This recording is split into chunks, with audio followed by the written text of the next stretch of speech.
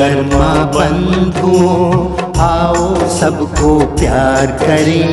विश्व हमारा अपना घर, हम विश्व का श्रृंगार करें। विश्वकर्मा बंधुओं आओ सबको प्यार करें।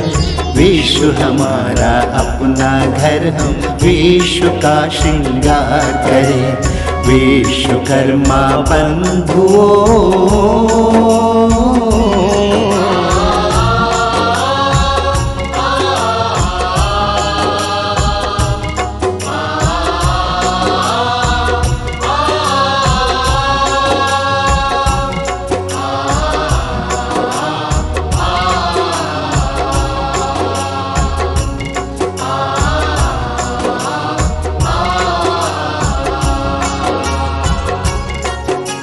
सोने जैसे विचारों से हम सोनी दुनिया लाए। सब में सद्व्यवहार से घर घर को स्वर्ग बनाए। घर घर को स्वर्ग बनाए। आओ हे सोनारो आओ, आओ हे सोनारो आओ, मिलकर हम विचार करें। विश्व हमारा अपना घर, हम विश्व का श्रृंगार करें। विश्वकर्मा बंधुओं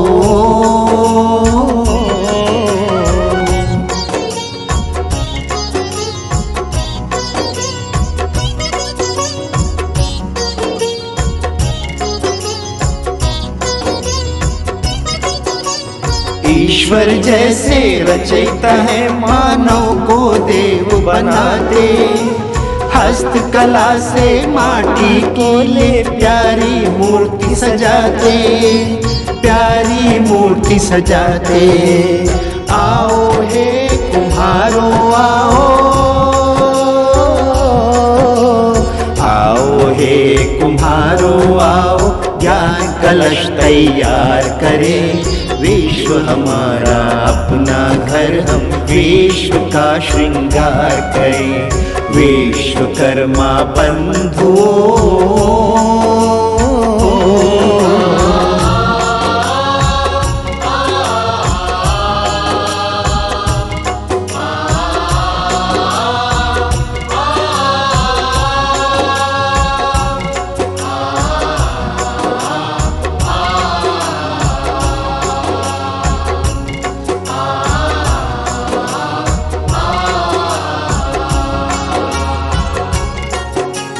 काष्ठ कला से कमाल कर क्या क्या रूप दिखाते।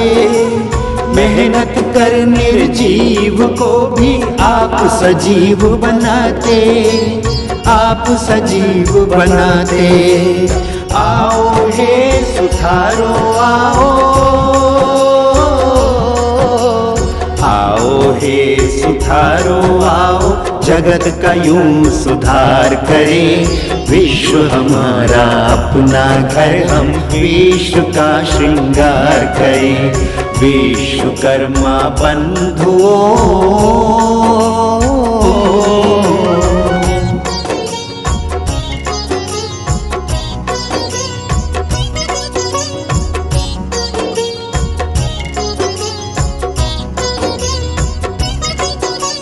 पारस को छूकर जैसे लोहा कंचन हो सकता।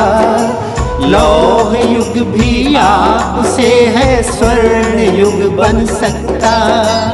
स्वर्ण युग बन सकता। आओ हे लोहारो आओ, आओ हे लोहारो आओ, नवयुग वो तैयार करें। विश्व हमारा अपना घर, हम विश्व का श्रृंगार करें। विश्वकर्मा बंधुओं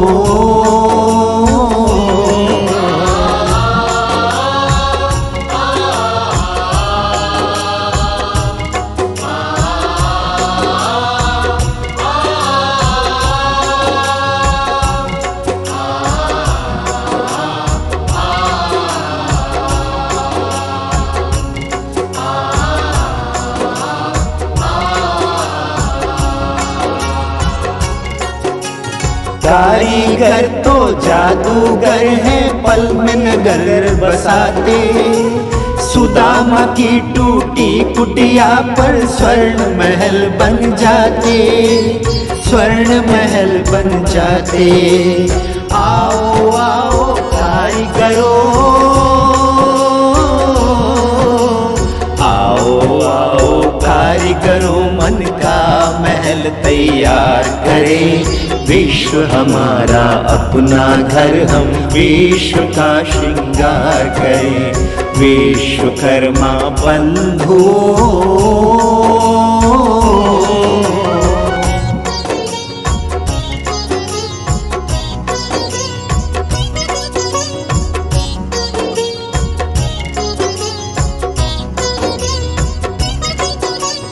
आज की तस्वीर में मूल्यों का रंग भर दो। राजयोग की कला से सबकी काया कल्प कर दो, काया कल्प कर दो। आओ कलाकारों आओ, आओ कलाकारों आओ, कल का नया संसार रचें। विश्व हमारा अपना घर, हम विश्व का श्रृंगार करें। विश्वकर्मा बंधुओं,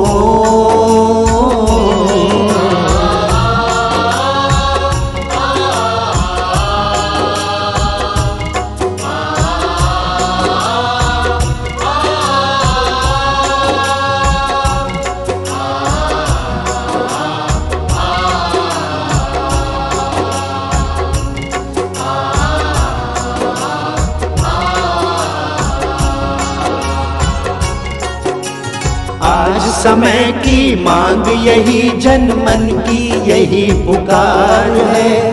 सबके ही सहयोग से होना अब सुखमय संसार है, अब सुखमय संसार है। आओ प्रभु प्यारों आओ,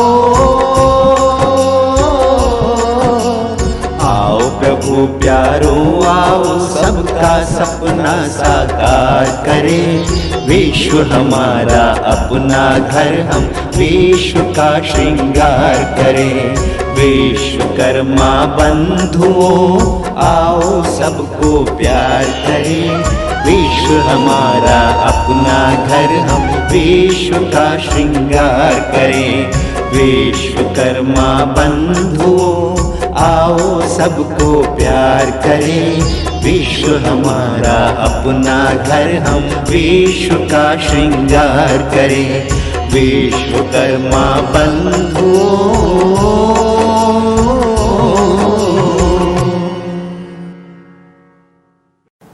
आज विश्वकर्मा दिवस है और साथ साथ भारत के प्रधानमंत्री माननीय श्री नरेंद्र मोदी जी का भी जन्मदिन है।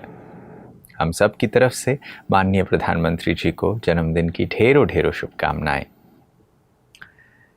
15 जुलाई को वर्ल्ड यूथ स्किल डे पर विश्वकर्मा को प्रधानमंत्री जी ने भी याद किया है और विश्वकर्मा पर्व के महत्व को बताया है।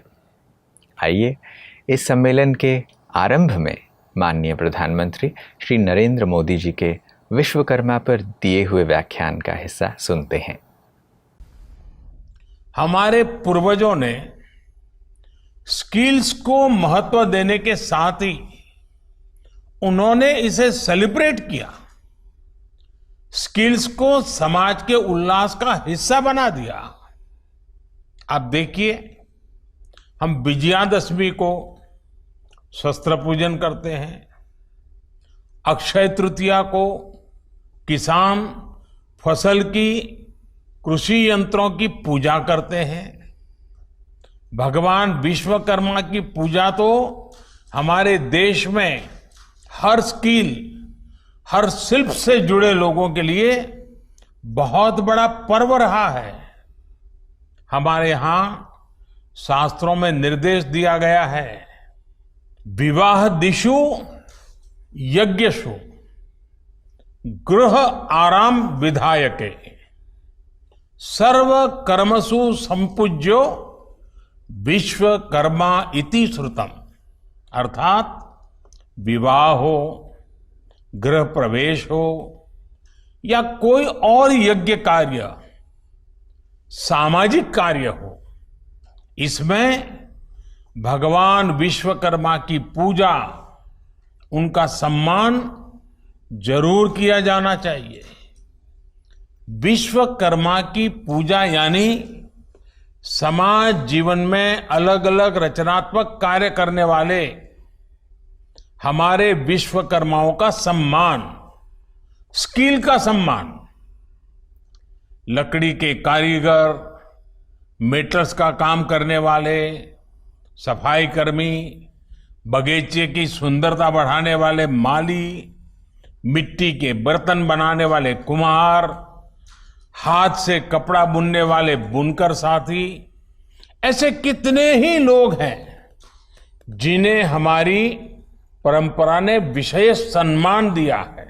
महाभारत के भी एक श्लोक में कहा गया है, विश्वकर्मा नमस्तेस्तु विश्वात्मा विश्व संभव, अर्थात जिनके कारण विश्व में सब कुछ संभव होता है, उस विश्वकर्मा को नमस्कार है।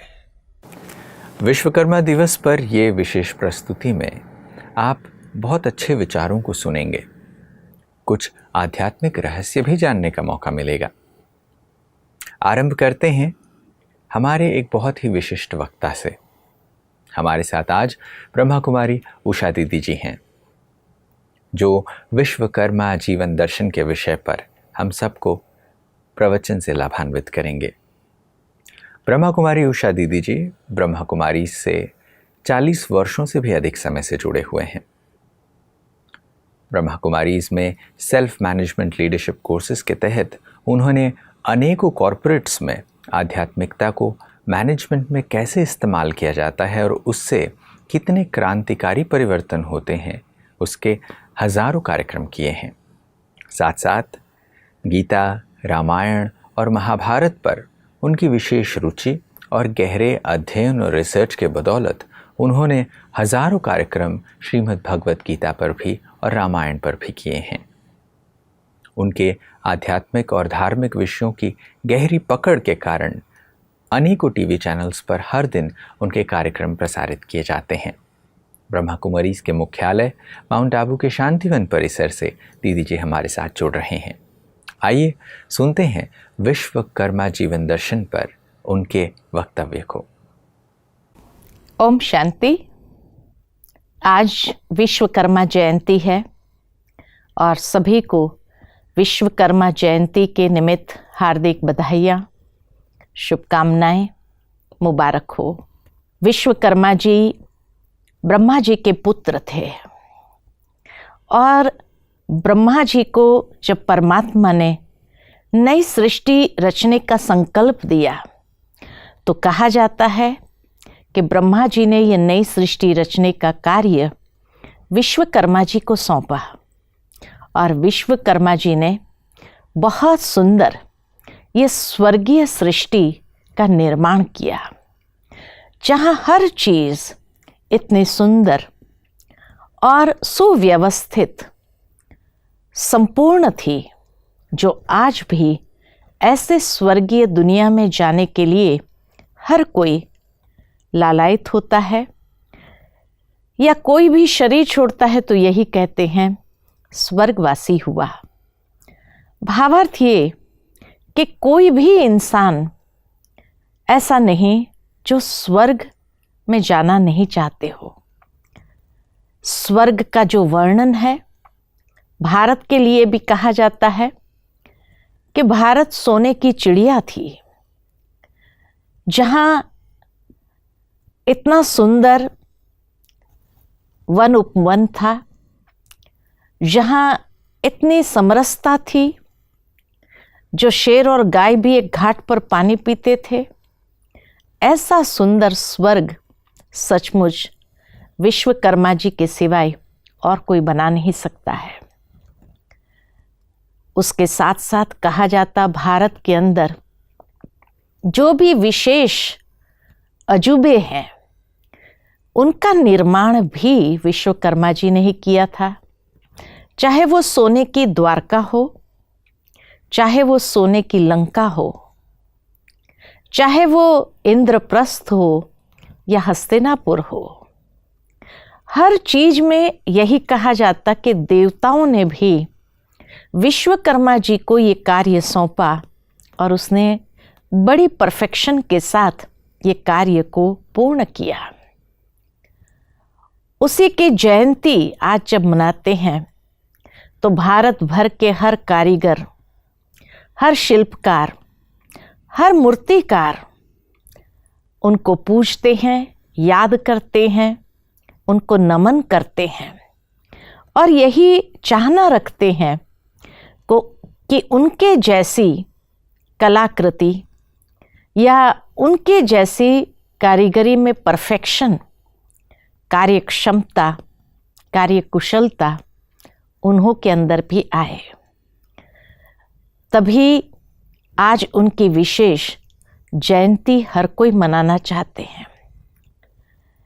विश्वकर्मा जी का चित्र जब देखते हैं तो उनको 4 भुजाधारी दिखाया है और हर एक भुजा के अंदर विशेष अलंकार है और उनका वाहन हंस दिखाया हुआ है। उसके पीछे भी बहुत गुह्य रहस्य है। जो चारों अलंकार दिखाए हैं 4 भुजा के अंदर, वास्तव में 2 अलंकार कर्म कुशलता का प्रतीक है, रस्सी और नाप पट्टी, और बाकी 2 अलंकार है जिसमें शास्त्र और कमंडल और माला दिखाई है। ये आध्यात्मिकता का प्रतीक है। जीवन के अंदर संतुलन बहुत आवश्यक है। विश्वकर्मा जी के ये अलंकार हमारे जीवन में भी संतुलन सिखाता है, या यही प्रेरणा दे रहे हैं कि हमें भी अपने जीवन के अंदर संतुलन लाना बहुत आवश्यक है। तभी कोई भी कार्य में परफेक्शन सहजता से आ सकता है। इसीलिए विश्वकर्मा जी अर्थात के जिसको दाढ़ी मूछ और वृद्ध अवस्था दिखाई है, अनुभवी वृद्ध अवस्था, अनुभवी होने का प्रतीक, और दाढ़ी मूछ देवी देवताओं को वैसे देखा जाता है तो कभी दाढ़ी मूछ नहीं दिखाते हैं। चाहे श्री कृष्ण को देख लीजिए, श्री राम को देख लीजिए, लक्ष्मण को देख लीजिए, या कोई भी देवताओं को देखो, इंद्र देवता को देखो, वायु देवता को देखो, सूर्य देवता को देखो, तो दाढ़ी मूछ ये प्रतीक है कि इस संसार के मनुष्य आत्मा की, अर्थात कि इस संसार के अंदर मनुष्य आत्मा को ही दाढ़ी मूछ और वृद्ध अवस्था होती है।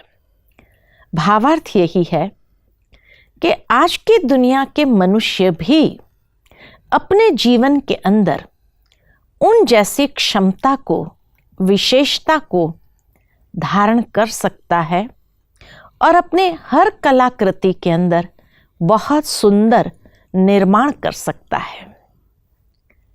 मेरे चिंतन के हिसाब से तो मैं यही कहूँगी कि वास्तव में देखा जाए तो आज हर इंसान एक कारीगर है। बहुत सुंदर वो बात याद आती है कि एक बार एक शिल्पकार पत्थर को लेकर तराशना शुरू करता है। उनको पूछा गया क्या कर रहे हो? तब उसने कहा कि इस पत्थर के अंदर मूर्ति निहित है, मैं सिर्फ बाहर का जो एक्स्ट्रा लेयर है उसको निकाल रहा हूं ताकि वो मूर्ति अंदर से प्रकट हो सके।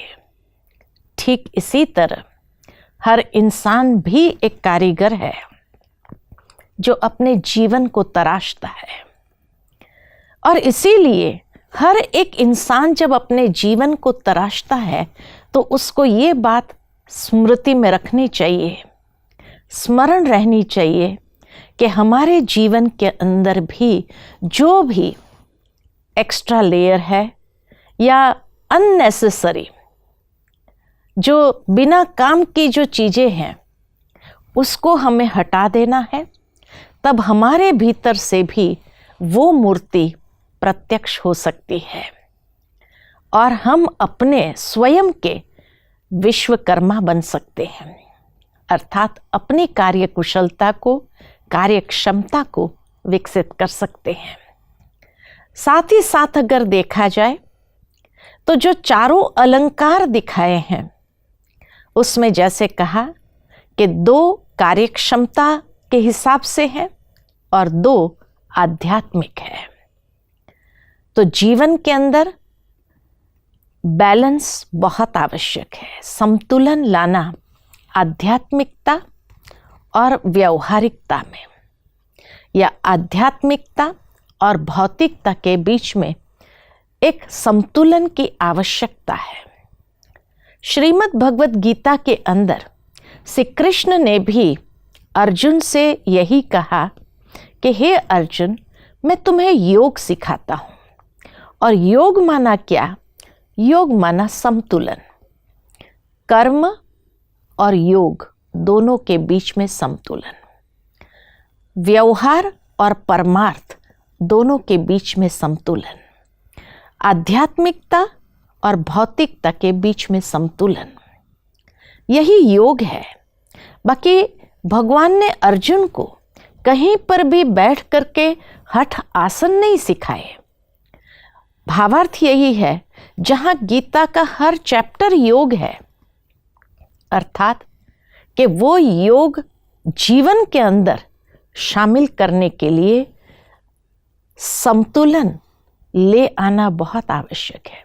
लेकिन आज की दुनिया के अंदर हर व्यक्ति इस संतुलन से बहुत दूर हो गया है, या तो एकदम भौतिकता में चला गया है, या तो एकदम कार्य करने के पीछे लग गया है, और आध्यात्मिकता कहीं छूटती जा रही है। जहां ये संतुलन बिगड़ा तो जीवन के अंदर अनेक प्रकार की परेशानियां, अनेक प्रकार के जो टेंशन्स है, तनाव है, उसको आमंत्रित कर दिया, और इसीलिए उसके कार्य में भी जो कुशलता होनी चाहिए वो कुशलता नहीं रही। एक कहानी मुझे याद आती है कि एक बार एक मूर्तिकार था, बहुत सुंदर मूर्तियां बनाता था। उस मूर्तिकार का बेटा देखते देखते वो भी बनाने लगा। वैसे भी कहा जाता है जो पिता का कार्य वो बच्चा हमेशा करता ही है। तो बच्चा भी देखते देखते बहुत सुंदर मूर्तियां बनाने लगा। जो कोई आता था उस मूर्तिकार के पास, जब वो बच्चे की कलाकृति देखता था तो इतनी सराहना करते थे और मूर्तिकार को कहते थे, वाह, तुम्हारा बेटा तो तुमसे भी 2 कदम आगे निकल गया, कितनी सुंदर मूर्तियां बनाने लगा इस छोटी सी आयु में। और जब ये रोज सुनता था बच्चा, तो नेचुरल है कि उसके अंदर थोड़ा घमंड आने लगा। जब वो मूर्ति बना देता था, वो अक्सर अपने पिता को दिखाता था कि देखो मैंने कैसी मूर्ति बनाई। पिता देख करके उसमें थोड़ी सी नुक्स जरूर निकालते थे कि थोड़ा नाक ठीक करना चाहिए, आंखें थोड़ी ठीक करो, यहाँ थोड़ा ठीक करो, वहाँ थोड़ा ठीक करो। हर मूर्ति के समय कितनी भी ध्यान दे करके परफेक्ट मूर्ति बनाता था, तो भी उसका पिता कोई न कोई कमी जरूर बताता था।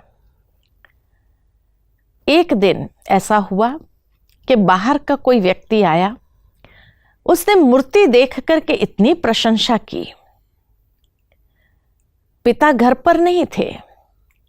बच्चा बहुत खुश हो गया कि ये कलाकृति मेरी एकदम परफेक्ट है।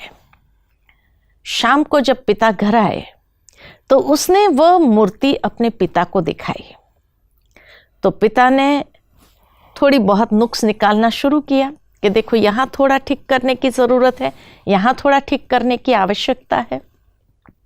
बच्चा को बड़ा गुस्सा आया कि यही मूर्ति बाहर वाला एक इंसान आया, उसने देख करके इतनी प्रशंसा की, और आप है जो हमेशा कोई ना कोई नुक्स निकालते ही रहते हैं। मेरी कलाकृति आपको जैसे पसंद ही नहीं आती है। अब आगे से मैं कभी आपको दिखाने वाला नहीं हूं, क्योंकि आपको दिखाना माना कोई ना कोई नुक्स निकालना। पिता मौन हो गए, कुछ नहीं कहा। अब बच्चा जो है अपने आप मूर्ति बनाता था और बेच देता था, पिता को दिखाता नहीं था। अब नेचुरल है कि कोई भी कमी कमजोरी अगर बताने वाला नहीं होता है तो धीरे धीरे वो कमजोरी बढ़ती जाती है। धीरे धीरे उसकी मूर्ति के अंदर भी जब पिता नुक्स निकालते थे, माना वो परफेक्शन की ओर उसको ले जाते थे, लेकिन अब कोई भी उसको करेक्शन करने वाला नहीं था। तो धीरे धीरे नुक्स बढ़ती गई, कमियां बढ़ती गई, और एक समय आया जब उस मूर्ति के तरफ कोई देखता भी नहीं था, कोई आता भी नहीं था उसके पास, और बड़ा उदास हो गया। तब उसने अपने पिता को वही मूर्ति दिखाई जो उसने बनाई थी। पिता ने कहा कि अगर तुम्हें पसंद नहीं हो तो मैं कुछ नहीं कहूँगा, अगर तुम कहेंगे तो मैं तुझे बताऊंगा कि इसमें क्या कमी है। बच्चे ने कहा कि नहीं पिताजी, आप मुझे बताइए इसमें ऐसी क्या कमी है, क्यों लोग नहीं पसंद करते हैं। तब पिता ने उसके अंदर इतनी सारी कमियां बता दी। बच्चा हैरान रह गया कि ये बातों के ऊपर तो मेरा ध्यान ही नहीं था। और तब उसके ध्यान में जब ये बातें आई तो उसको समझ में आया कि क्यों लोग अब उसकी मूर्ति को पसंद नहीं करते हैं। भले वो बता नहीं सकते थे, लेकिन क्यों नहीं पसंद करते थे। फिर शांति से उसके पिता ने उसको बैठ कर कहा कि देख बेटा, मैं जब भी तेरे अंदर नुक्स निकालता था, मेरी भावना ये नहीं थी कि मैं तुझे नीचा दिखाऊं, लेकिन मेरी भावना यही थी कि तुम परफेक्शन की ओर आगे बढ़ो, और इसीलिए तुम छोटी आयु में परफेक्शन के तरफ बढ़ता था। छोटी से छोटी मिस्टेक भी तुम ठीक कर लेता था। यह अभिमान तुझ में नहीं था, लेकिन जिस दिन तेरे अंदर अभिमान आ गया और तुमने मुझे गलत समझा, मुझे दिखाना बंद कर दिया, तब से लेकर तुम्हारी क्रिएशन में, तुम्हारी रचना में भी वो नुक्स बढ़ती गई, और धीरे धीरे धीरे आज ये हालत आ गई कि लोग भी तुम्हारी मूर्ति को देखना पसंद नहीं करते हैं। भावार्थ यही, विश्वकर्मा जी हमें यही प्रेरणा देते हैं कि हम भी अपने जीवन के मूर्तिकार हैं, शिल्पकार हैं, तो हम अपने जीवन को भी अभिमान वश न चलाएं, क्योंकि जैसे ही हमारे अंदर भी अभिमान आएगा तो नेचुरल है कि हमारे जीवन की जो कलाकृति है उसको परफेक्ट हम बना नहीं सकेंगे, और धीरे धीरे उसमें अनेक प्रकार की कमी कमजोरी आने लगेगी। इसलिए परमात्मा जो हमारे जीवन को सही दिशा में ले जाने के लिए जो बातें हमें सिखाते हैं, जो आध्यात्मिक ज्ञान हमें देते हैं, सर्वप्रथम उस आध्यात्मिक ज्ञान का समावेश हमें अपने जीवन के अंदर करना है, क्योंकि जितना उस समझ को हम अपने जीवन में ढालेंगे, उस आध्यात्मिक प्रज्ञा को हम अपनी बुद्धि के अंदर ले आएंगे, हम अपने जीवन की धारणाओं में ले आएंगे, उतना हमारा जीवन बहुत सुंदर हो जाएगा, और हमारा व्यवहार हर एक के साथ अति मधुरतापूर्ण होगा। हमारे जीवन की हर कर्म सबसे सुंदर और परफेक्शन वाला होगा, पूर्णता वाला होगा। इसीलिए हम अपने जीवन के शिल्पकार हैं। तो हमें अपने जीवन को कैसे बनाना है, आध्यात्मिक समझ को लेकर आध्यात्मिक प्रज्ञा को जीवन में शामिल करते हुए हर कदम आगे बढ़ना है, क्योंकि यह आध्यात्मिकता हमारे जीवन के अंदर बैलेंस ले आती है, संपूर्णता ले आती है, कार्य क्षमता, कार्य कुशलता को विकसित करती है और हर कलाकृति हमारी, हर रचना हमारी परफेक्शन हो, और वो भी बिना अहंकार के, बिना अभिमान के, क्योंकि जहाँ अभिमान आता है वहाँ व्यक्ति नीचे की ओर गिरने लगता है। तो इसीलिए हमारे जीवन के अंदर ये आध्यात्मिकता बहुत आवश्यक है।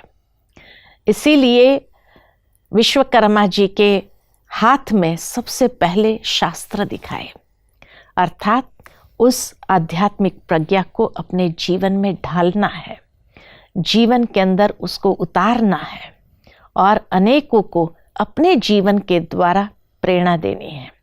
तभी तो कहा जाता है कि विश्वकर्मा जी के हर अजूबे आज भी लोग याद करते हैं। सोने की द्वारका को लोग अभी भी देखना चाहते हैं। कई गोताखोर समुद्र में जाकर के उसको देखने का प्रयत्न करने का प्रयास करते हैं। सोने की लंका को इतना बखान सुना है कि आज भी लोग सोचते हैं कि काश हमें भी वो देखने को मिल जाती। भावार्थ यही कि उसके जीवन में ये परफेक्शन का आधार आध्यात्मिक ज्ञान था, आध्यात्मिक प्रज्ञा थी। साथ ही साथ दूसरा, कमंडल और माला, ये योग का प्रतीक है कि ज्ञान के साथ साथ योग भी आवश्यक है। योग अर्थात बहुत सुंदर गीता के अंदर योग का वर्णन आता है कि योग माना स्वयं को सुसंस्कृत करने का विज्ञान, अर्थात जीवन के अंदर एक ऐसी साधना आवश्यक है, ऐसी तपस्या, क्योंकि ये जीवन एक तपस्या है। जब इस जीवन को हम तपस्या के रूप में लेते हैं तो हमारे हर कर्म के अंदर वो सुंदरता, सहजता, वो सद्गुण अपने आप प्रकट होने लगते हैं। इसीलिए कहा स्वयं को सुसंस्कृत करने का विज्ञान। आज मनुष्य जीवन के अंदर कोई डिसिप्लिन्स नहीं है, कोई मर्यादा नहीं रही है, लेकिन जहां जीवन के अंदर डिसिप्लिन हो, अर्थात सुसंस्कृति हो, जहां हमारी कर्मेंद्रिय के ऊपर संपूर्ण अधिकार हो, उसका साइंस, उसको कहा गया योग। योग माना अपनी कर्मेंद्रिय के ऊपर अधिकार प्राप्त करना, और वह भी एक साइंटिफिक रूप से, एक विज्ञान को समझते हुए। क्योंकि आज कई लोग अपनी इंद्रियों के ऊपर दमन लाते हैं। वास्तव में दमन नहीं करना है, लेकिन अपनी इंद्रियों के ऊपर हर समझ को अप्लाई करते हुए उसको सुसंस्कृत करना है। इसी का नाम है योग। तो कमंडल साधना का प्रतीक है, तपस्या का प्रतीक है, और इसीलिए जब इस जीवन में हम तपस्या आरंभ करते हैं, अर्थात हर कारीगर जो भी कलाकृति बनाता है ये उसकी तपस्या है। कई समय के अभ्यास द्वारा इस तपस्या को वो प्राप्त करता है। ठीक इसी तरह जो भी कर्म हम करें, औजार वही है, साधन वही है, लेकिन ये साधन के साथ साथ साधना, इन दोनों का भी संतुलन आवश्यक है। और विश्वकर्मा जी हमें यही स्पष्ट करते हैं कि साधन के साथ साथ साधना बहुत जरूरी है। जब जीवन के अंदर योग को शामिल करते हैं, तब हमारे जीवन के अंदर एकाग्रता को हम विकसित कर सकते हैं, और एकाग्रता के आधार से हमारा जीवन चमकने लगता है, निखरने लगता है। हमारी हर रचना निखरने लगती है। आज जो भी कारीगर है वो भी हमेशा ये चाहता है कि हम अपने जीवन के अंदर हर कर्म जो करें, हर रचना अपनी जो हो, उसमें इतनी सुंदरता हो, इतना निखार हो, जो कोई भी देख करके मंत्र मुक्त हो जाए। आध्यात्मिकता के साथ साथ योग हमारे जीवन के अंदर उस सुंदरता को शामिल करने का हमें अवसर देती है। उस सुंदरता को, निखार को ले आने के हमारे अंदर शक्ति भरती है, क्योंकि योग माना ही आत्मा का उस परमात्मा के साथ का संबंध। जिस तरह वियोग माना अलग हो जाना, योग माना ही कनेक्शन। तो जैसे ही हम अपने मन को उस परमात्मा के साथ जोड़ते हैं, मन उस पावर हाउस के साथ जोड़ने से आत्मा की बैटरी चार्ज होने लगती है। कोई भी कार्य करते समय हर कारीगर थकावट का अनुभव करता है, लेकिन अगर वो अपनी आत्मा की बैटरी को चार्ज कर ले तो खुशी से जो कार्य करेगा उसके अंदर वो निखार सहजता से आ जाएगा, जो कोई भी देखेगा तो मंत्र मुग्ध हो जाएगा। तो मैं समझती हूं कि आप सब भी ऐसे ही कारीगर बनना चाहते हैं ना, कि जीवन के अंदर हमेशा, जैसे विश्वकर्मा जी की कृति को आज भी लोग याद करते हैं कि इसने स्वर्ग बनाया होगा तो कैसा बनाया होगा, उसने सोने की द्वारका बनाई होगी तो कैसी बनाई होगी, उसने सोने की लंका बनाई होगी तो कैसी बनाई होगी। इंद्रप्रस्थ का तो वर्णन है कि जो खांडव प्रस्थ को इंद्रप्रस्थ बना दे और इतना सुंदर बना दे, जो आज भी लोग उस बात को याद करते हैं। ऐसे विश्वकर्मा जी के पुत्र बन करके आप भी अपनी हर कलाकृति को इतना सुंदर बनाना चाहते हैं ना, तो उसके लिए ये योग अर्थात एकाग्रता, ये साधना, अभ्यास जीवन के अंदर बहुत बहुत आवश्यक है। और उसके साथ साथ खुशी को इन्फ्यूज करना है, खुशी जैसे अंदर भर देनी है। जितनी अपने हर कर्म को आप खुशी से करेंगे, प्यार से करेंगे, उमंग उत्साह के साथ करेंगे, उस रचना का कोई जवाब नहीं, वो लाजवाब हो जाएगी। साथ ही साथ ये दो आध्यात्मिक शक्ति जिसके पास है, आध्यात्मिक ज्ञान और योग की, तो उसके जीवन में जो कार्य क्षमता है वो बढ़ जाती है। इसीलिए जो नाप पट्टी और रस्सी है, ये प्रतीक है कि नाप पट्टी जैसे कोई भी एक्यूरेसी लानी है, जैसे एक आर्किटेक्ट है या कोई भी कारीगर जब मकान बनाता है तो उसमें एक्यूरेसी चाहिए, या कोई भी एक कारपेंटर हो वो भी अपने कार्य में एक्यूरेसी चाहता है। तो जब एक्यूरेसी के लिए नाप पट्टी बहुत आवश्यक है, और उस एक्यूरेसी के साथ साथ जब कार्य करता है तो उसके अंदर स्वतः एकाग्रता विकसित होने लगती है, और उस एकाग्रता के साथ जब वो काम करता है तो उसके हर कर्म में वो परफेक्शन सहजता से आता है। आज हम देखते हैं कि जीवन के अंदर कई लोग, जैसे एक सिलाई करने वाला व्यक्ति हो तो उसके पास भी एक नाप पट्टी रहती है, ताकि वो जो भी अपना कार्य करे, रचना बनाए, उसके अंदर भी वो ऐसी सुंदरता उसमें भर दे ताकि हर कोई उसको सराहे, उसकी उस चीज को याद करे, पहनने के बाद भी याद करे। इसी तरह यूज करने के बाद भी लोग याद करें उस कारीगर को कि कितना सुंदर और कितना एक्यूरेट ये कार्य किया हुआ है। लेकिन आज की दुनिया के अंदर जब से लोगों की मानसिकता में ये आ गया है कि पैसे से बनाना है, पैसे से काम करना है, पैसे के लिए ही करना है, तो कहीं ना कहीं वो एक्यूरेसी छूटती जा रही है। चलेगा चलेगा, ये वृत्ति अंदर में आ गई है। और जहां हर कार्य को चलाना शुरू कर दिया तो उसमें वो परफेक्शन, वो संपूर्णता नहीं आती है, और इसीलिए बाद में लोग उनको याद भी नहीं करते हैं।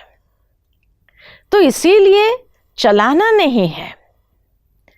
एक बार एक व्यक्ति था जो मकान बनाता है, तो उसके अंदर सारे फिटिंग्स लगाते हैं, तो सारा फिटिंग्स लगाता था, प्लम्बरिंग का काम भी करता था, तो फर्नीचर का काम भी करता था, सारा ठेका सब बातों का लेकर के कराता था। बहुत सारे उसने मकान तैयार किए, उसमें हर जगह जो फिटिंग्स लगाता था, प्लम्बरिंग का काम करवाता था या कारपेंट्री का कार्य कराता था, बहुत सुंदर तरीके से बना करके दे देता था। जब उसकी एज हो गई, बुजुर्ग हो गया, तो उसने सोचा कि अब मेरे बच्चे हैं, वो लोग ने अपना काम शुरू किया है, अब मुझे लगता है कि मुझे रिटायरमेंट लेना चाहिए, निवृत्ति लेनी चाहिए। तो उसने अपने मालिक से कहा कि अब मैं जो है ये ठेके वाला काम बंद करना चाहता हूँ, और मैं जो है इससे निवृत्त होकर के अभी आराम करना चाहता हूँ, बहुत साल मैंने किया। तो उस मालिक ने उस ठेकेदार से कहा, एक काम करो, लास्ट अंतिम मकान बनाना है, और अंतिम मकान में तेरे हिसाब से देता हूँ कि तुमको जो बनाना है, जैसा बनाना है बना दो। उस व्यक्ति ने सोचा कि चलो ठीक है, एक लास्ट वाला बना करके दे देता हूँ, उसके बाद मैं निवृत्त हो जाऊंगा।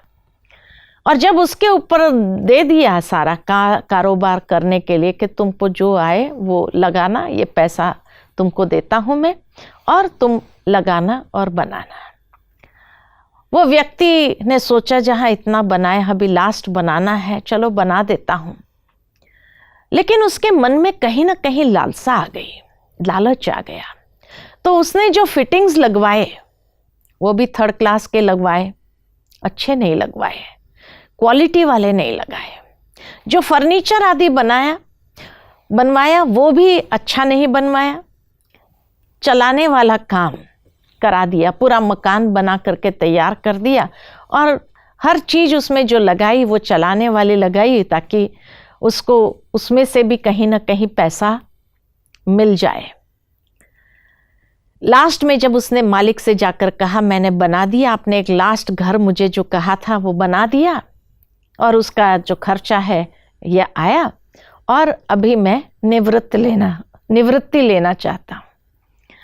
उस मालिक ने कहा कि वास्तव में ये मकान जो है, तूने मेरे पास इतने साल काम किया, मैं तुझे कोई ना कोई सौगात देना चाहता था, तोहफा देना चाहता था, और इसीलिए मैंने तेरे लिए ही ये बनवाया था। आज मैं ये तुझे तोहफा देता हूँ, और तोहफे के रूप में तुम ये मकान स्वीकार करो। जब उस व्यक्ति को पता चला कि मैं अपने लिए ही बना रहा था और मैंने हर चीज घटिया लगाई, उसमें थोड़े से पैसे के लालच में हर चीज घटिया लगाई। अगर मुझे ये पहले मालूम होता था कि ये मैं अपने लिए बना रहा हूं, तो मैं हर चीज बढ़िया करता था, बढ़िया लगवाता था, बढ़िया करता था। अब मुझे पता है कि मैंने हर चीज में घटिया लगवाया, तो जरूर है कुछ समय के अंदर ही ये टूट फूट जाएगी, और मुझे पुनः पूरा खर्चा अपने से ही करना पड़ेगा। उसको बड़ा अफसोस हुआ। कहा जाता है कि इंसान जो कर्म करता है उसके फल स्वरूप उसके पास ही वो आता है। इसीलिए आप ये मत समझो कि चलाने वाला काम कर देवे, नहीं, जो काम करो उसमें परफेक्शन हो, बहुत अच्छा करो, तो कर्म के सिद्धांत के हिसाब से जो कर्म हम करते हैं उसका फल कहीं ना कहीं पुनः हमारे पास ही, हमारी ओर ही आता है। इसीलिए नाप पट्टी ये बताता है कि हर काम परफेक्शन वाला हो, एक्यूरेसी वाला हो, एकाग्रता से करे और सुंदर रचना अपनी बनाए। क्या मालूम कल को ये हमारे पास ही वापस आएगा, उस समय फिर बड़ा अफसोस होगा। इसलिए अपने कलाकृति पर कभी भी कोई अफसोस नहीं होना चाहिए।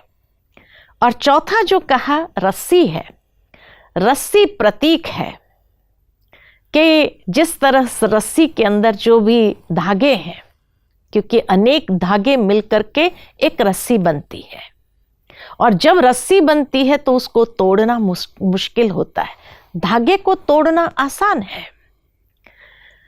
ठीक इसी तरह कोई भी कारीगर अकेले में कार्य नहीं कर सकता है, संगठन में काम करना पड़ता है। आज जैसे ताजमहल के लिए कहा जाता है कि जब ताजमहल बना तो 22,000 कारीगर ने मिलकर के बनाया। इसी तरह कोई भी कलाकृति, कोई भी अजूबा इस संसार के अंदर बना है, कोई एक व्यक्ति ने नहीं बनाया है, लेकिन अनेक कारीगर जब संगठित होकर के एक दूसरे के साथ हार्मनी में काम करते हैं, सुसंवादिता में काम करते हैं, तभी वो सुंदर अजूबा क्रिएट होता है।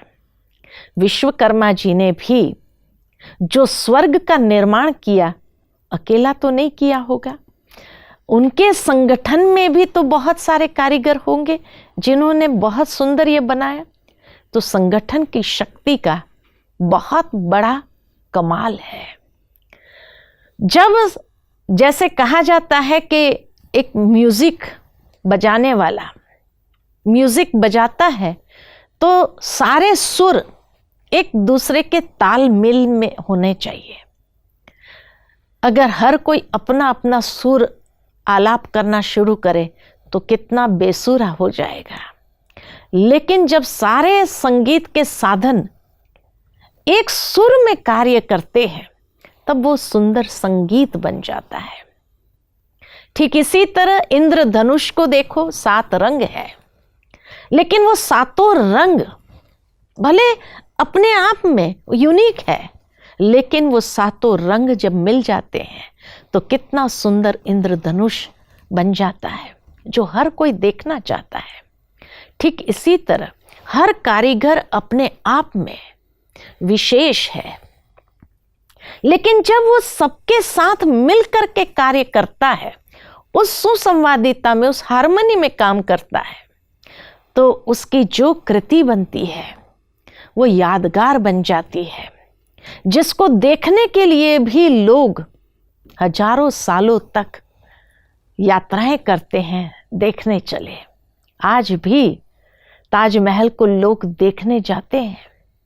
आज भी जितने भी सुंदर अजूबे बने हैं विश्व के अंदर, 7 अजूबे जो कहा जाता है, लोग लाखों लोग उसको देखने जाते हैं कि कितने कारीगरों ने मिलकर के ये काम किया है।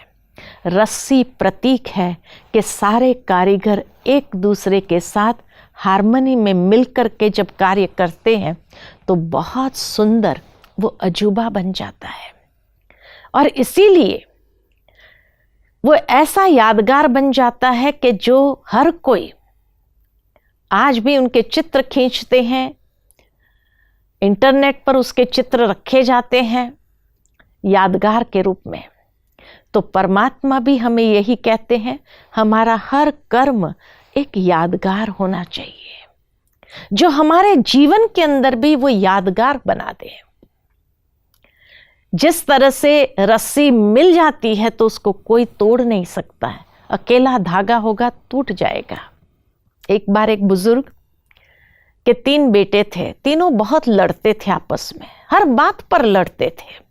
जब हर बात पर लड़ते थे तो बुजुर्ग को बड़ी चिंता हुई कि आखिर भी ये लड़ते रहेंगे तो कोई भी आसानी से उनको तोड़ देगा और ये बिखर जाएंगे। बुजुर्ग का जाने का समय आया, उसने अपने बेटे को बुलाया और बेटे को बुला करके तीनों को कहा कि देखो अभी मेरा तो जाने का समय आया है। लकड़ियां मंगाई जंगल से, एक लकड़ी, तीनों को एक एक लकड़ी दे दी और कहा इसको तोड़ दो। बहुत सहजता से टूट गया। लकड़ी को इकट्ठा कर दिया उसका बंडल बना दिया और फिर कहा अब ये बंडल को तोड़ करके दिखाओ। तो तीनों लड़कों को लगा पिताजी को क्या हो गया है, जाने का समय आया, उनकी बुद्धि को क्या हो गया है, ये लकड़ी के बंडल को कोई तोड़ सकेगा क्या।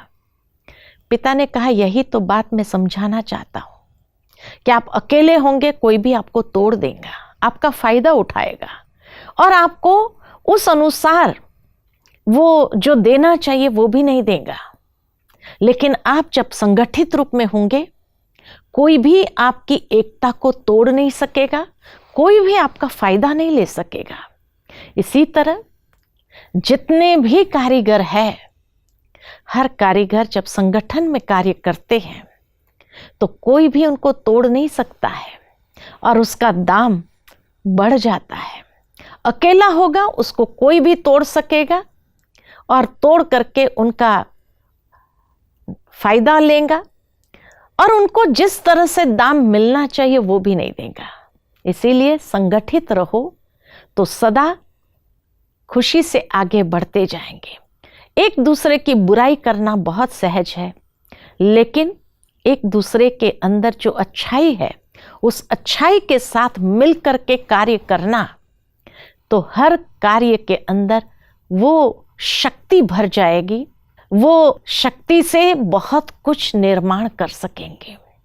इसीलिए विश्वकर्मा जी हमें यही सिखाते हैं, एक तो अभिमान नहीं आना चाहिए, दूसरा एकाग्रता को अपने जीवन के अंदर विकसित करना चाहिए, स्वयं की इंद्रियों के ऊपर सुसंस्कृत यानी डिसिप्लिन में उसको लाना चाहिए, अनुशासन में ले आए, एक्यूरेसी अपने जीवन में जरूर ले आए और संगठित हो करके जब कार्य करेंगे तो हर रचना अति सुंदर हो जाएंगी। साथ ही साथ उनका वाहन के रूप में हंस दिखाया है। हंस प्रतीक है कि जिसकी परख शक्ति बहुत तेज है। हंस के लिए ये गायन है, स्वच्छता का प्रतीक है, सुंदरता का प्रतीक है। आज की दुनिया में तो हंस देखने को भी नहीं मिलते हैं। जो पहले जैसे एकदम सुंदर सफेद हंस जो उड़ते भी थे और पानी में भी तैरते थे, इतनी उसकी सुंदरता नजर आती थी। दूसरा कहा जाता कि हंस के पास वो शक्ति है जो नीर और क्षीर को अलग कर सके, कंकड़ और रत्न को पहचान सके और रत्न को चूकता है, मोती को चूकता है। ठीक इसी तरह विश्वकर्मा जी हमें भी ये प्रेरणा देते हैं कि अपने जीवन के अंदर परख शक्ति को इस तरह से विकसित करो, सही क्या है, गलत क्या है, अच्छा क्या है, बुरा क्या है, उसको पहचान करते हुए जो अच्छा है, मोती है, उसको चुपते जाओ। बुराई को जीवन के अंदर धारण करना वो आसानी से आ जाती है। बुरे संगत में जब फंस जाता है इंसान तो बहुत सहजता से वो बुराई उसके जीवन में आ जाती है। अच्छाई को ले आना और अच्छाई के साथ मिलकर के कार्य करना, तो नीर और क्षीर को परखना, नीर को छोड़ देना, क्षीर को स्वीकार करना, रत्न को या मोती को चुगना और कंकड़ को छोड़ देना। जीवन के अंदर हर कारीगर को भी ऐसी हंस वृत्ति, हंस बुद्धि को ले आना है, विकसित करना है और हमेशा अच्छाई का संग करना है और अच्छाई का संग करते हुए जीवन को इतना सुंदर बनाना। नहीं तो कई बार आज देखते हैं कि मूर्तिकार मूर्ति बनाते हैं, शिल्पकार कोई बहुत सुंदर कलाकृति बनाते हैं, देवी देवताओं की, श्री कृष्ण की मूर्ति बनाएंगे, लेकिन श्री कृष्ण की मूर्ति बनाते बनाते सिगरेट या व्यसन को ले आते हैं। अब आप सोचो कि कौन से वाइब्रेशन उस मूर्ति के अंदर हमने भरे। भावार्थ यही कि हमें अपने जीवन को इतना सुंदर स्वच्छ बनाना है कि हमारे जीवन को भी सदा व्यसनों से मुक्त रखना है, बुराइयों से मुक्त रखना है, हमेशा अच्छाई को धारण करते हुए जीवन को आगे बढ़ाना है और अपनी हर कलाकृति को भी इतना सुंदर बनाना है। तो आज विश्वकर्मा जयंती पर यही विश्वकर्मा जी का संदेश है, अपने अलंकारों के आधार पर, अपने जीवन के आधार पर, कि आप एक एक कारीगर भी सचमुच में विश्वकर्मा की संतान, विश्वकर्मा बन सकते हो और अपनी हर कलाकृति को ऐसा यादगार बना दे जो आने वाले समय में हर कोई आपके हर कार्य को सराहते हुए आपके नाम को अमर कर दे। तो ऐसे अमर कारीगर बन जाओ, यही शुभ भावना, शुभ कामना रखते हुए समाप्त करते हैं। ओम शांति। बहुत बहुत धन्यवाद आदरणीय उषा दीदी जी का, जिन्होंने बहुत ही रोचक तरीके से हमें ये बताया कि विश्वकर्मा के अलंकारों का मतलब क्या है। बहुत बार हम चीज़ों को फिजिकली देखते हैं, मगर उसके पीछे का सांकेतिक, आध्यात्मिक और उसका वास्तविक भावनात्मक अर्थ क्या है वो समझने की हमें ज़रूरत है। विश्वकर्मा की पूजा इष्ट देव मानकर हमारे कारीगर मित्र करते हैं, मगर सिर्फ पूजा करने के साथ साथ उसके सही अर्थ को समझ लेने से हम सही अर्थों में उनके गुणों को अपने अंदर भी धारण करते हैं। इस ज्ञान पूर्ण समझ के लिए मैं उषा दीदी का पुनः धन्यवाद करता हूँ। कहते हैं जहाँ दवा काम नहीं आती वहाँ दुआ काम आती है। बहुत बार हम कारीगरी से पैसे तो कमा सकते हैं, मगर अपने सच्चरित्र से, अपने अच्छे व्यवहार से हम लोगों की दुआएं या लोगों का आशीर्वाद भी प्राप्त कर सकते हैं। अब ऐसी दुआएं कैसे हासिल की जा सकती हैं? इसी विषय पर प्रकाश देने के लिए हमारे साथ हमारे अगले वक्ता हैं, कारीगरी द्वारा दुआओं की प्राप्ति। ये बताने के लिए हमारे साथ ब्रह्मा कुमारी आदरणीय गीता दीदी जी जुड़ रहे हैं। ब्रह्मा कुमारी गीता दीदी जी वरिष्ठ राजयोग शिक्षिका हैं, जो ब्रह्मा कुमारी इसके मुख्यालय परिसर शांतिवन में निवास करते हैं। हजारों लोगों ने इनके मार्गदर्शन में राजयोग शिविर किए हैं। राजयोग की दिव्य अनुभूतियों से लोगों ने अपने जीवन में क्रांतिकारी परिवर्तन लाए हैं। हजारों लोगों ने इनके मार्गदर्शन में राजयोग का अभ्यास करते हुए अपने आप को नशे की लत से मुक्त किया है। जीवन में सुख और शांति के लिए राजयोग के अभ्यास के महत्व के बारे में दीदी जी ने हजारों प्रवचन भारत के विभिन्न स्थानों पर किए हैं। आइए दीदी जी से सुनते हैं उनके इस अनूठे विषय पर, कारीगरी द्वारा दुआओं की प्राप्ति। ओम शांति। विश्व कल्याणकारी परम पिता, परम शिक्षक, परम सतगुरु शिव परमात्मा तथा आदि पिता प्रजापिता ब्रह्मा बाबा और आदि निर्माण कर्ता विश्वकर्मा जी के अति प्यारे बच्चे, अति प्यारे मेरे भाई बहनें, आप सबका ब्रह्मा कुमारीज के कॉन्फ्रेंस कार्यक्रम में हार्दिक स्वागत है। आत्मीय भाइयों और बहनों, बहुत सुंदर विषय को लेकर आपके कार्यक्रम चल रहे हैं। आप सभी के कला कौशल से ही सृष्टि का श्रृंगार होता है। कुदरत ने तो हमें 5 तत्व दिए, पृथ्वी, आकाश, जल, वायु और अग्नि, परंतु इन 5 तत्वों से अनेकानेक नए नए साधनों का आविष्कार कर और आपकी कारीगरी से कितने न साधन आपने बनाए, भवन बनाए, कितनी न सुविधाएं आप सबने की है।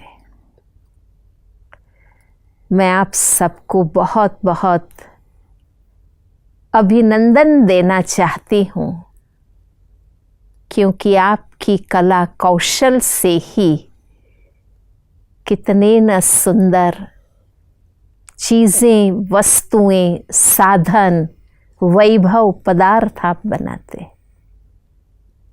केवल 5 तत्व से क्या होता है?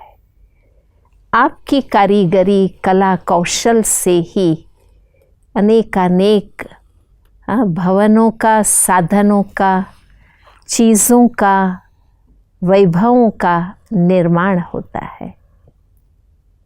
मैं कहूँगी, सबके जीवन को सुविधाजनक बनाने में आप सबका महत्वपूर्ण योगदान है। उस योगदान के साथ साथ अगर आध्यात्मिक ज्ञान और राजयोग के अभ्यास को आप मिलाएंगे तो आपके जीवन का नवनिर्माण हो जाएगा। मैं देखती हूँ कि आप सब दिन रात मेहनत करते हैं। मेहनत की कमाई से आप जीवन का निर्वाह करते हैं और इसलिए आप सबके लिए हमें बहुत प्यार है, आपके लिए सम्मान है। अगर आप सभी आध्यात्मिक ज्ञान को समझेंगे तो जीवन के राज स्पष्ट होंगे। कई बार आप भी सोचते होंगे कि क्यों हम मेहनत करके कमाते हैं, फिर भी हम दुखी क्यों हैं? जीवन में कलह क्लेश क्यों है? बिना कोई कारण जीवन में दुख तो नहीं आता है। हम सुख भी अपने कर्म से पाते हैं, दुख भी अपने कर्मों से ही पाते हैं। तो ऐसी कौन सी कमी है जिसके कारण मेहनत करके कमाते हैं, दिन रात जागते हैं, श्रम करते हैं, फिर भी खुशी नहीं है, आनंद नहीं है? क्यों हमारे जीवन में व्यसन, विकार आ गए हैं? मेहनत की कमाई, क्योंकि जब व्यक्ति चिंता में, भय में, तनाव में है तो वो व्यसनों का शिकारी बन जाता है, पैसे बर्बाद करता है। अगर आप अपने मन, वचन, कर्म पर ध्यान दें, जैसे आपके स्थापत्य के, वास्तुकला के, निर्माण कला के, शिल्प कला के आदि देव विश्वकर्मा जी, जिन्होंने इन कला का उपयोग कर कितनी नगरियों का निर्माण किया, उनको देवता कहा जाता है। और आपके जीवन व्यसनी क्यों है? काम क्रोध के वशीभूत क्यों है? दुख और चिंताओं से भरा हुआ क्यों है? आप भी तो उनके ही अवतार हैं, उनके ही बच्चे हैं। आप भी तो स्थापत्य, निर्माण, वास्तु, शिल्प सब कुछ आप करते हैं। उसका एक ही कारण है कि हमने अपने जीवन में बुराइयां धारण कर ली, काम क्रोध आ गए, बेईमानी आ गई, मिलावट बनावट आ गई, हमारे में सच्चाई नहीं रही, हमारे में दूसरों को सुखी करने की भावना नहीं रही, जिसके कारण हम धोखाधड़ी करते हैं, मिलावट बनावट करते हैं, तो लोगों से बद्दुआएं मिलती हैं, कईयों के काम लटका के रखते हैं, जल्दी पूरा करके नहीं देते हैं। तो क्या होता है, हमें बद्दुआ मिलती है, नुकसान हो जाते हैं। आप देखिए, ये रास्ते बनाते हैं, बड़े बड़े ब्रिज बनाते हैं, उसमें मिलावट बनावट करते हैं, वो टूट जाते हैं, कितने लोग मर जाते हैं, कितना नुकसान हो जाता है। इसलिए अगर हम अपने जीवन में मन को शुद्ध बनाएं, शुभ बनाएं, कर्म में सच्चाई सफाई लाएं। जानते हो ना, सच्चे दिल पर साहब राजी कहा जाता है, नियत साफ मुराद हासिल कहा जाता है। तो अगर ये सद्गुणों को हम धारण करें, और वो बहुत सहज है, हम भगवान की याद से, राजयोग से अपने में वो गुण ग्रहण कर सकते हैं, और हम भी जीवन का लक्ष्य रखें कि हमें भी समाज में सचरित्रवान बनना है, इज्जतदार बनना है, लोगों की गुडविल कमानी है। अगर आप सद्ज्ञानी और परमात्मा योगी बनेंगे तो बहुत अच्छे गुण आपके विकसित होंगे, आपका जीवन के प्रति, धन के प्रति सही दृष्टिकोण बनेगा। हमें लोभ लालच में नहीं आना है, बेशक हमें अपनी कारीगरी का योग्य दाम ज़रूर लेना है। हमें व्यसनी नहीं बनना है, इससे तो तन भी रोगी, मन भी आदती हो जाता है। तो अगर आप आध्यात्मिकता और योग का अभ्यास करके जीवन में सद्गुणों को, सद्विचारों को, सत्कर्मों को अपनाएंगे तो आप बहुत सफल होंगे, प्रसिद्ध होंगे, आपकी इम्प्रेशन बनेगी कि ये कारीगर सच्चाई वाला है। लोग खुश होके दुआ भी देंगे, ज़्यादा दाम भी देंगे। तो आप सबको हार्दिक निमंत्रण मैं देती हूँ कि आप ज़रूर इस ज्ञान योग का अध्ययन करिए, अपने जीवन और चरित्र को श्रेष्ठ बनाइए। आपको अपनी कारीगरी में भी बहुत सुंदर नए नए विचार, आइडियाज़ मिलेंगे और आप अवश्य सफल होंगे, स्वस्थ रहेंगे, धन से भी संपन्न बनेंगे।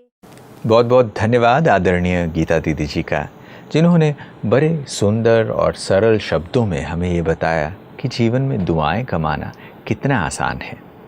सब कुछ करते हुए भी अगर हम किसी के चेहरे पे मुस्कुराहट ला सकें, काम करते करते किसी को खुश कर सकें, तो कितनी दुआएं उस इंसान से हमें मिलती हैं। आशा करते हैं कि आप सभी भी दुआओं का खजाना जमा करेंगे।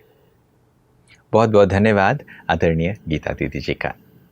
हमारे अगले प्रवचन का विषय है योग द्वारा कर्म में कुशलता।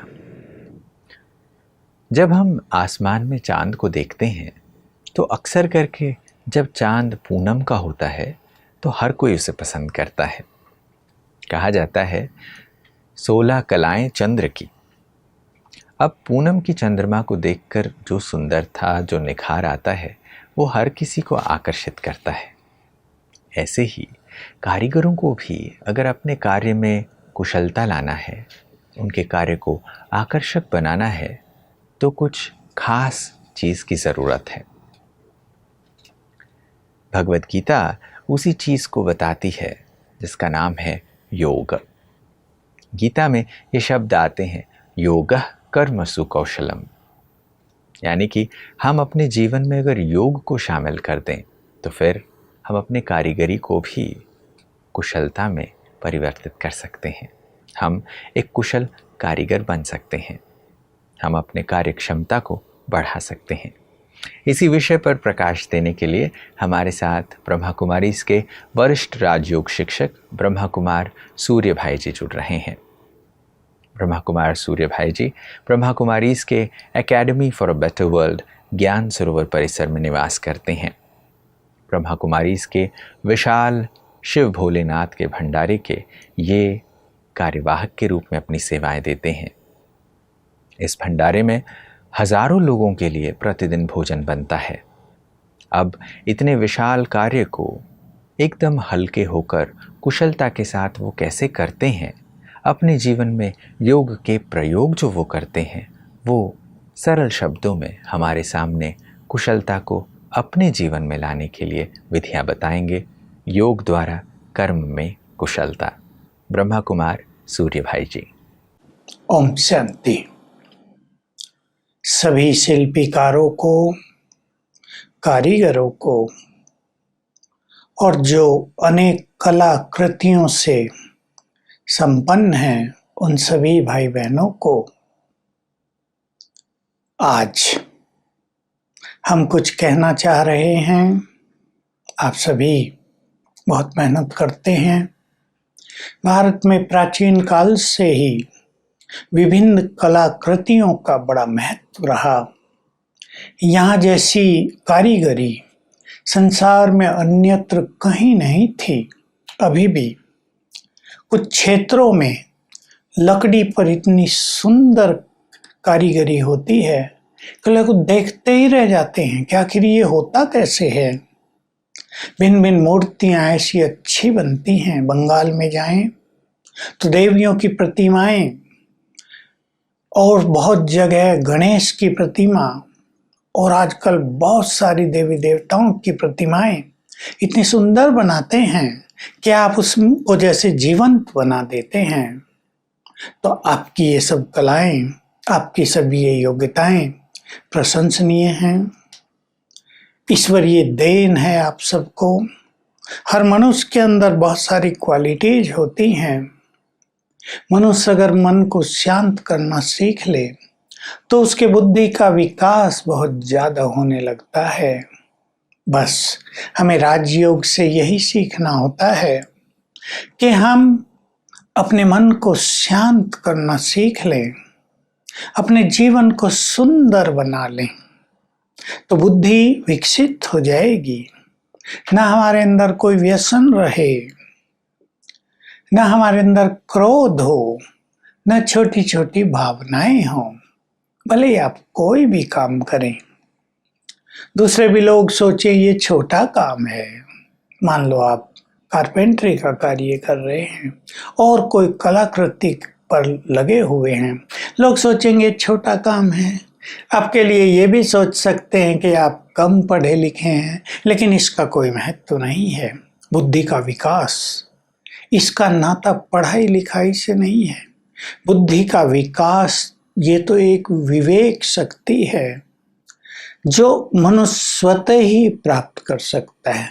पहले समय में, अब से 100 साल पहले से पहले कहाँ लोग बहुत पढ़े लिखे होते थे, लेकिन अब से ज्यादा बुद्धिमान होते थे। तो आप सब में भी कई आत्माएं बहुत बुद्धिमान हैं। आपकी कलाएं सचमुच गायन योग्य हैं। अब इनमें निखार लाना है, अब इनको चमकाना है। तो दोनों चीजें साथ साथ लेकर चलनी है। हमारा जीवन भी निखरा हुआ हो, जीवन सुंदर हो, ताकि आप जो सारा दिन मेहनत करते हैं, मेहनत की कमाई है आपकी, ईमानदारी की कमाई है आपकी, तो सारा दिन आप सब जो मेहनत करते हैं उसका सुख आपको मिले। आपकी संतान भी बहुत योग्य बने, आगे बढ़े, आप अपनी संतानों को अच्छी शिक्षा दिला सको। इसलिए राजयोग इसमें आपको बहुत ज़्यादा मदद करेगा। राजयोग की चर्चा आप में से कईयों ने सुन ली होगी। इस समय भगवान स्वयं आकर हम सभी को राजयोग सिखाते हैं। इसमें सबसे पहली चीज होती है स्वयं को पहचानना। मैं कौन हूं, इस संसार में कहां से आया हूं, जीवन का लक्ष्य क्या है, कैसे हमें अपने जीवन को सुखी और सरल बनाना है। ऐसे नहीं सारा दिन काम करके थक जाएं, सो जाएं, फिर सवेरे उठें, काम पर चले जाएं, फिर सारा दिन काम करें, इस सर्किल में ही हम रह जाएं। अपने लिए हमारे पास समय ही ना हो, हम अपने लिए कुछ अच्छा सोच ही ना पाएं। तो दोनों चीजों को जीवन में साथ साथ लेकर चलने वाला व्यक्ति बहुत सुखी होता है। इसे हम कहते हैं जीवन में संतुलन रखना, बैलेंस रखना, कि हमारे विचार भी सुंदर होते चलें, हमारे संस्कार भी सुखदायी होते चलें और हमारी जो योग्यताएं हैं उनका भी विकास होता चले। आप अपनी कलाओं में इतना निखार भी ला सकते हैं कि कम समय में आप ज़्यादा काम कर सकें, आपकी आमदनी भी अच्छी हो जाए।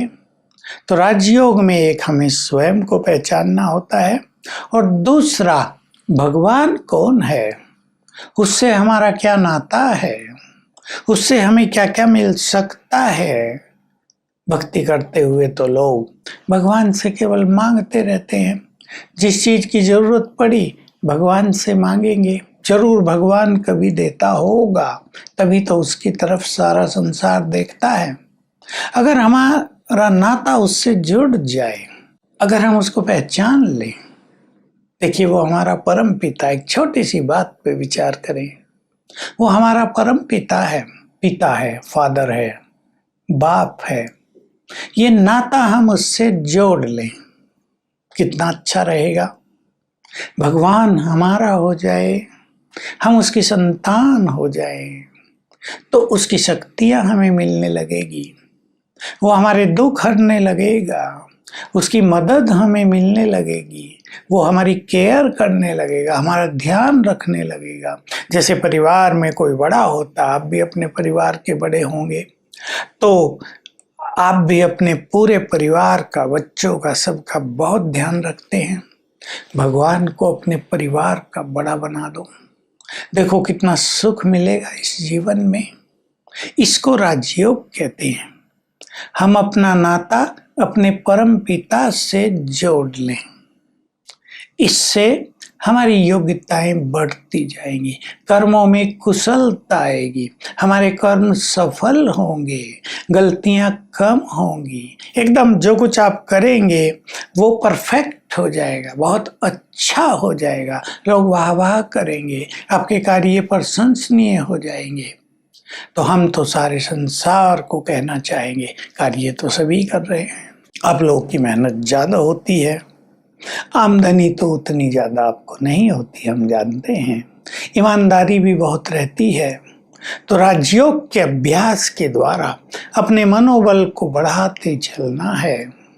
उस राजयोग से न केवल कर्मों में कुशलता आएगी, लेकिन एक और बहुत बड़ी चीज होती है, जीवन को सरल कैसे बनाएं, जीवन में शांति कैसे आए, जीवन में संतुष्टता कैसे भरे, ये राजयोग हमारे जीवन में ले आता है। तो मैं तो आप सभी भाइयों को, विशेष रूप से भाई इस क्षेत्र में कार्यरत रहते हैं, पुरुष ही, बहनें भी बहुत जगह हैं, मैंने देखा है। तो आप अपने जीवन को ऐसा शांत में बनाओ कि आप चाहे छोटा काम कर रहे हैं, मिट्टी से कुछ बना रहे हैं, लकड़ी से कुछ बना रहे हैं, कुछ और कार्य कर रहे हैं, लेकिन आपके विचार महान हो जाएं। देखिए भारत में हमारे पास ऐसे विद्वान, ऐसे कवि, ऐसे संत भी तो हुए। संत रैदास छोटा काम करता था लेकिन संत बन गया।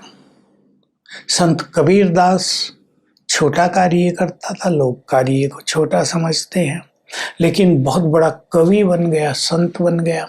तो कार्य से मनुष्य की पहचान नहीं होती, मनुष्य की पहचान होती है उसके सद्गुणों से, उसके सुंदर विचारों से, उसके कार्यों में जो सफलता उसको मिल रही है, उसका व्यवहार कैसा है दूसरों से, उसके मुख से कैसे वचन निकलते हैं दूसरों के लिए, इससे किसी मनुष्य की पहचान होती है।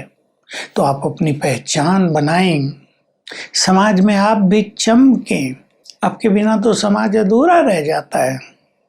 कोई व्यक्ति मकान बना रहा है, कारपेंटरी का काम उसमें अच्छा ना हो, प्लम्बरिंग का काम उसमें अच्छा ना हो, और जो घर की सजावट होती है जिसमें आपका मुख्य पार्ट होता है, वो अगर अच्छा नहीं होगा तो घर सुंदर ही नहीं बनेगा।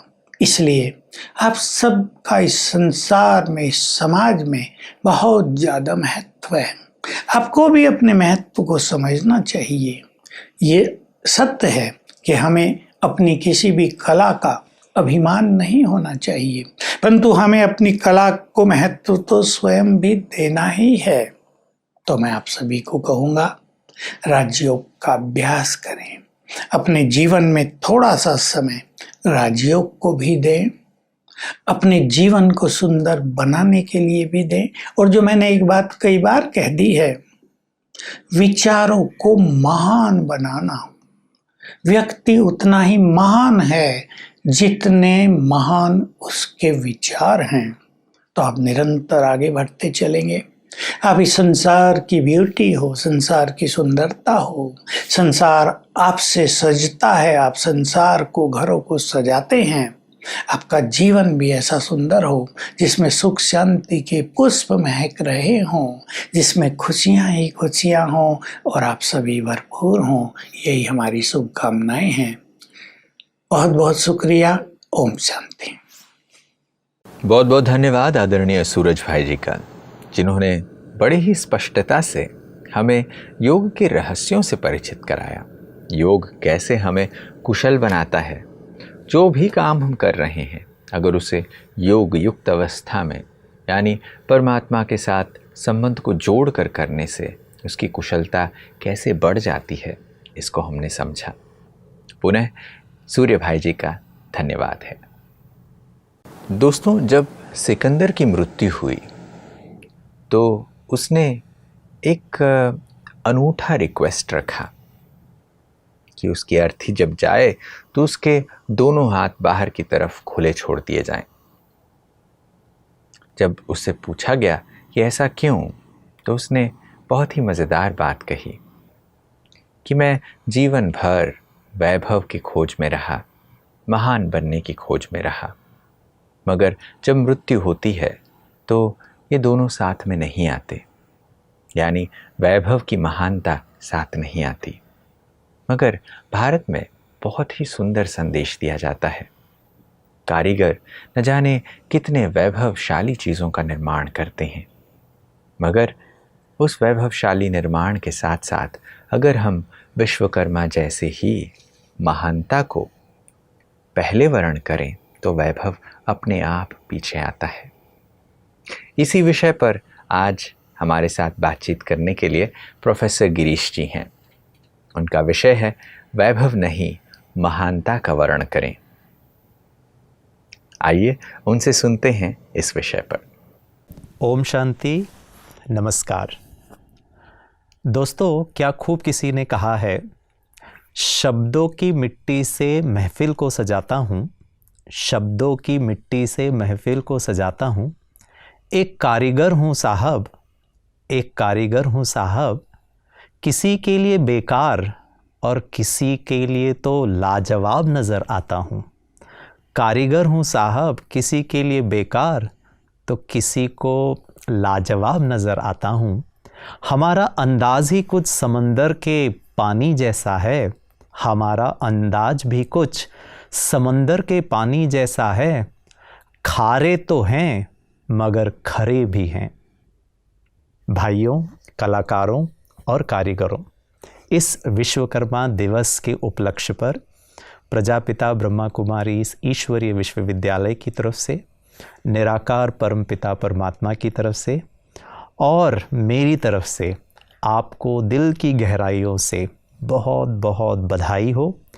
आपके जीवन के लिए बहुत शुभकामनाएं हैं। और मैं समझता हूँ हम जो कलाकार हैं मैं कारीगर शब्द का इस्तेमाल नहीं करूँगा। हम जो कारीगर हैं, हम जो कलाकार हैं, खारे भी बन जाते हैं कभी कभी और खरे भी बन जाते हैं। और मैं समझता हूँ हमारे इस कलाकारी में खारापन को हटाकर अगर उसमें निखार लेकर के आएँ, उसमें खरेपन लेकर के आएँ, उसमें महानता को लेकर के आएँ, तो हमारा जीवन बहुत श्रेष्ठ, बहुत धन्य और बहुत महान बन जाएगा। लेकिन इतना आसान भी नहीं है। कभी कभी इसमें खारेपन भी आ जाता है, और खारेपन का तात्पर्य जो है कि हम कभी कभी मतलबी हो जाते हैं, हमारे मन में नेगेटिव संकल्प आते हैं, हमारा स्वभाव संस्कार थोड़ा सा गलत दिशा में चला जाता है।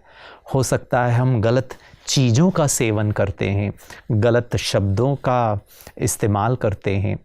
और खरेपन की निशानी है कि हमारा स्वभाव, हमारा संस्कार, हमारे संकल्प और हमारा व्यवहार में बहुत दिव्यता हो, बहुत मिठास हो, बहुत शुद्धता हो और बहुत पवित्रता हो।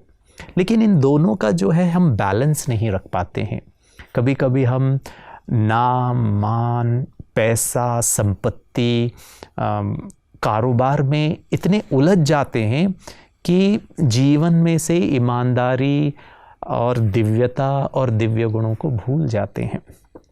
दोस्तों, मुझे एक बहुत अच्छी कहानी याद आती है जो मैं आपके साथ शेयर करता हूँ, और ये यही दर्शाने का प्रयास कर रहा है कि हम जीवन में जो कुछ कर रहे हैं उसका अंतिम फ़ायदा या लाभ क्या होता है मनुष्य को।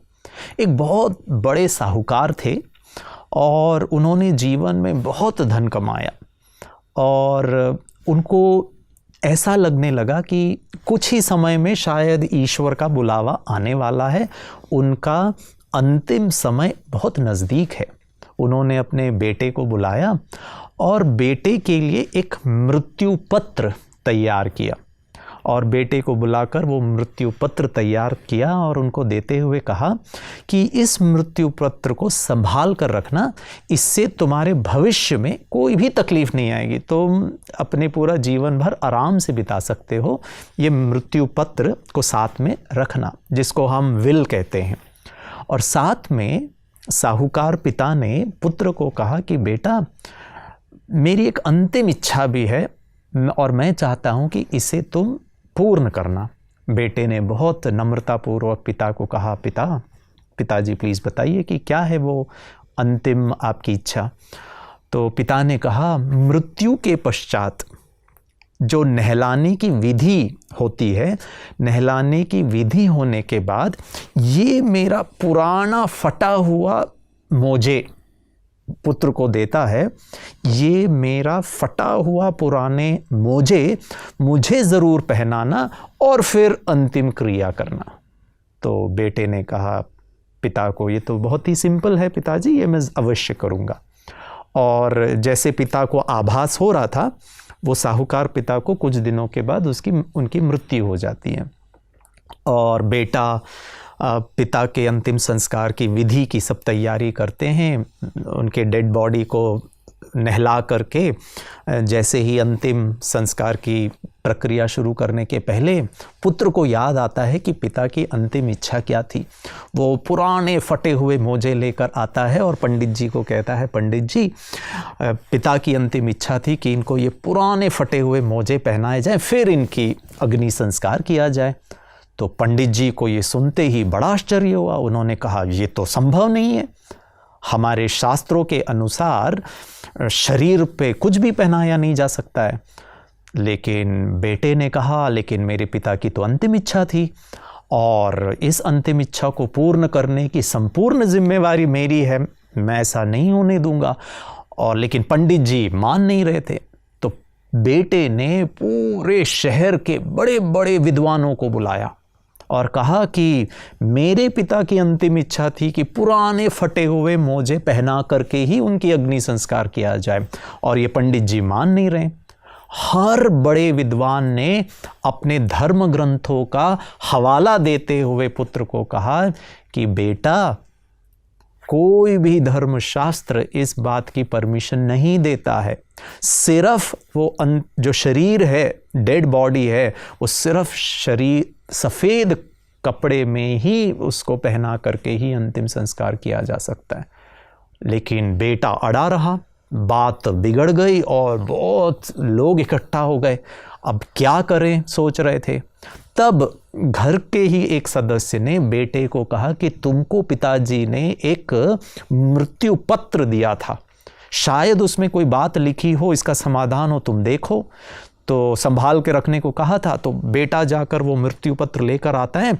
उसमें एक पत्र भी होता है और वो पत्र में पिता ने लिखा था, मेरे प्रिय बेटे, देख रहे हो ना क्या हाल है, मैंने क्या कुछ कमाया इस जन्म में, धन दौलत प्रॉपर्टी नाम मान शान, क्या क्या नहीं, गाड़ी बंगला घर ऐशो आराम, तुम देख रहे हो ना, सब कुछ होते हुए भी मैं अपने साथ अंतिम यात्रा में एक फटा हुआ मोजा भी लेकर नहीं जा पा रहा हूं। बेटा, ये मैंने इच्छा इसीलिए जाहिर की थी कि मैं तुम्हें एक अंतिम सीख देना चाहता था कि अंतिम यात्रा में हमारे साथ कोई भी चीज, कोई भी वस्तु, कोई भी धन संपत्ति नहीं जाता है। तो बेटा याद रखना, सावधान, तुम्हारी भी एक अंतिम समय आएगा, तुम्हारा भी एक मृत्यु का क्षण आएगा और उस समय तुम्हारे हाथ भी खाली होंगे। इसीलिए बेटा, धन कमाना है लेकिन गलत तरीके से नहीं कमाना, धन के पीछे किसी को दुख नहीं देना, और जो मेहनत और ईमानदारी से धन कमाया है, लगन से, विश्वास से, अपनी कड़ी मेहनत से जो धन कमाया है, उसे धर्म के कार्य में लगाना। जो हमारे साथ जाता है वो पुण्य का खाता जाता है, हमारे सत्कर्म जाता है। तो मेरे प्रिय कलाकार भाइयों, इस विश्वकर्मा दिवस पर हम स्थूल कार्य के द्वारा जो धन कमाते हैं वो तो कमाएं, नाम कमाते हैं वो तो कमाएं, दूसरों की वाहवाही कमाते हैं, प्रशंसा कमाते हैं वो तो कमाएं, लेकिन साथ में ये भी ध्यान रखें कि क्या मेरा कर्म, क्या मेरे बोल, क्या मेरा व्यवहार, इसके द्वारा भी मैंने दूसरों का दिल जीता या फिर उन्हें किसी प्रकार का दुख दिया। दोस्तों, इस विश्वकर्मा दिवस पर इस शुभ संदेश को लेते हुए आप सबसे मैं छुट्टी लेता हूँ। Thank you. ओम शांति। बहुत बहुत धन्यवाद प्रोफेसर गिरीश जी का, जिन्होंने बहुत ही रोचक अंदाज में हम सबको ये प्रेरित किया कि महानता को वर्ण करना क्यों आवश्यक है। अगर हम महानता को चुनते हैं, जीवन को एक महान उद्देश्य के प्रति समर्पित करते हैं, तो हमारे छोटे छोटे कार्य भी उस महानता के लिए हमें मदद करते हैं। और महानता यही तो चीज़ है, देखने में सरल है मगर वही सरल काम हमें करने की आवश्यकता है। प्रोफेसर गिरीश जी का पुनः धन्यवाद।